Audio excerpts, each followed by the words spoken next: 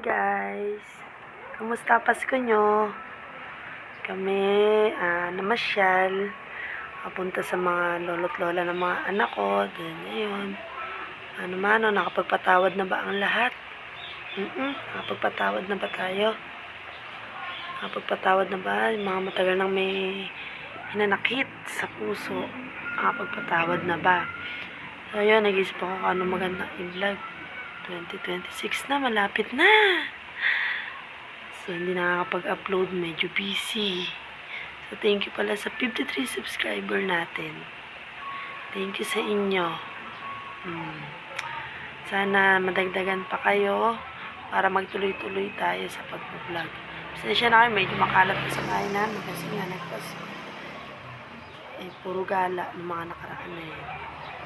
So, ayun, kumusta Pasko nyo? Ayun lang. Thank you rin sa 53 subscriber.